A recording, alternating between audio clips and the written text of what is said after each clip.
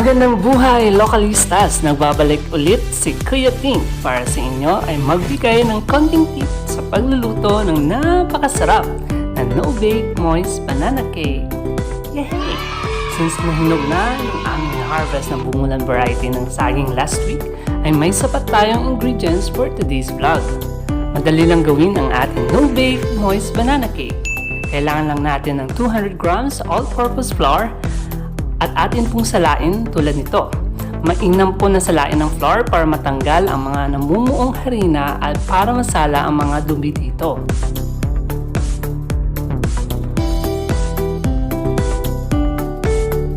Isunod na salain ng 1 tablespoon na baking soda at 1 tablespoon na baking powder.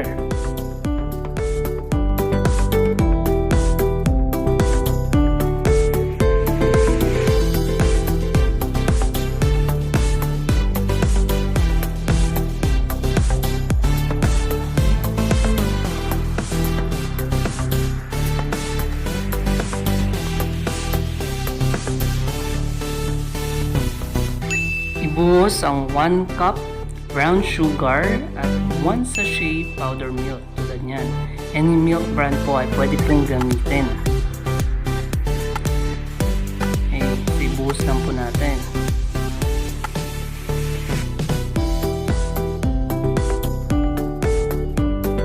Haluin po natin mabuti.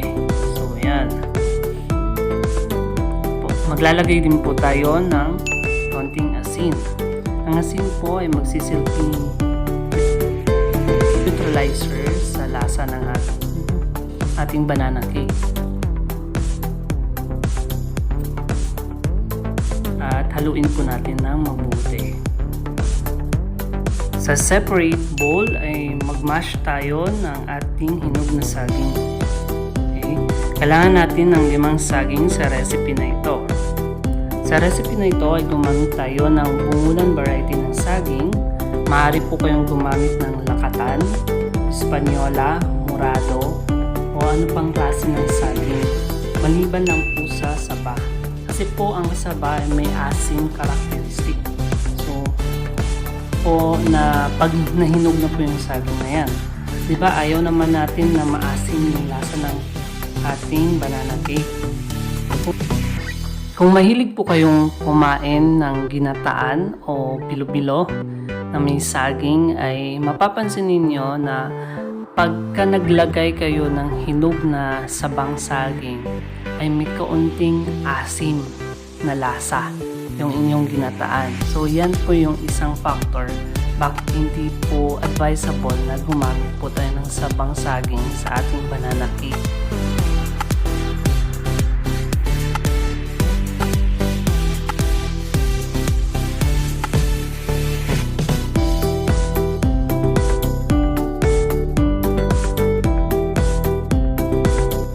Kailangan din natin ng 1/2 cup melted butter.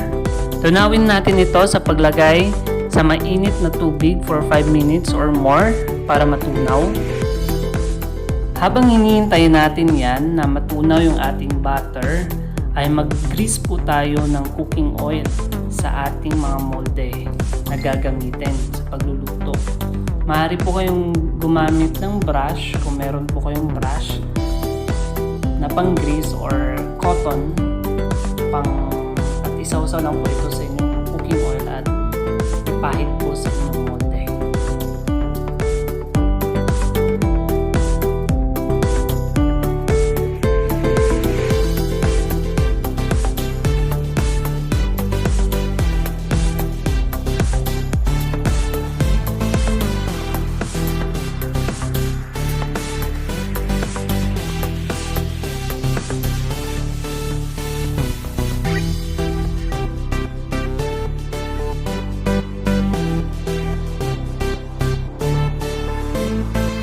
Balik tayo sa ating batter mixture.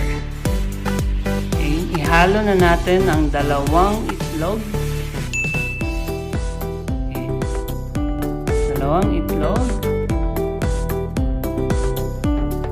Ang ating mashed ripe bananas.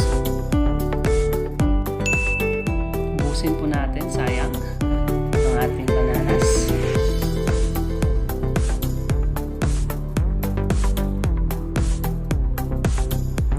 haluin lang po ng mabuti.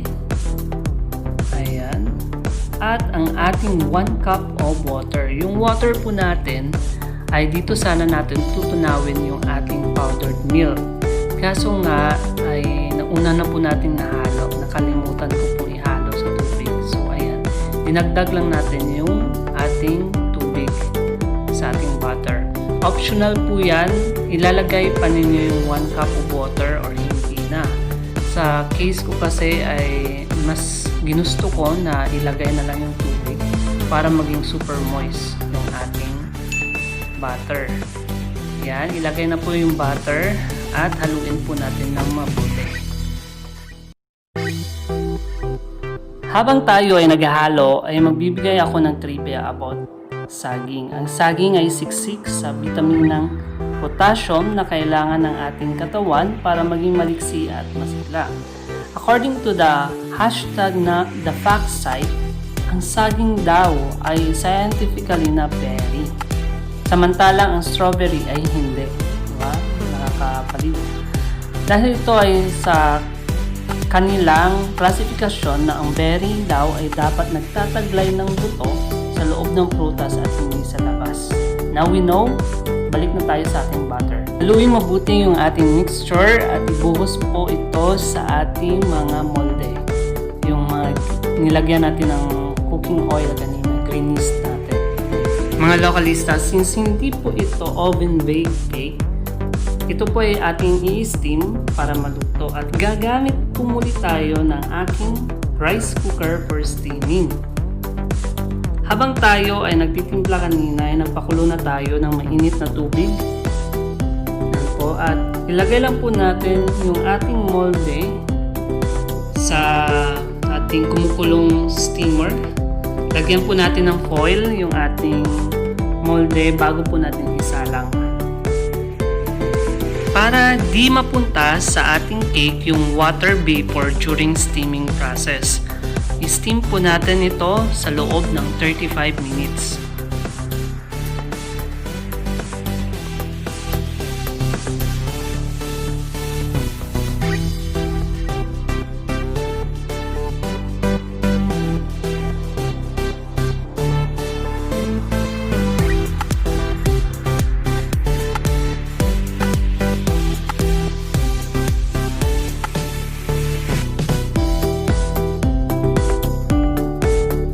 Ayun! 35 minutes na ang nakalipas. Check natin kung luto na. Tusukin natin ng tinidor ang cake. Pag wala ng puti-puti na sumama sa ating tinidor, ay meaning po ay luto na po yung ating cake.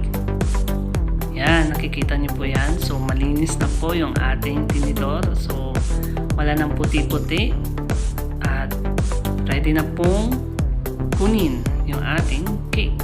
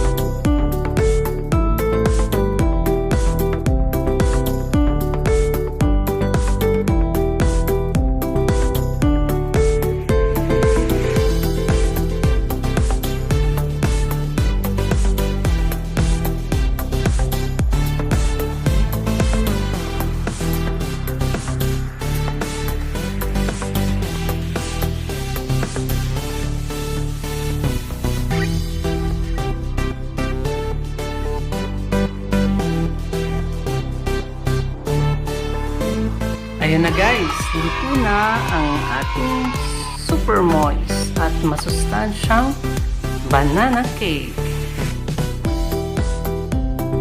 Hey! Tikiman time na! Super moist nga at ang sarap-sarap. Simple lang gawin, di ba, Localistas? Yung recipe at procedures nito ay nasa description box below. Sana ay nag-enjoy po kayo sa panunod ng aking vlog. Please don't forget to like, share to your friends, subscribe at i-bell all po para updated kayo sa aking mga susunod na videos. Paalam, Localistas! Maraming pong salamat!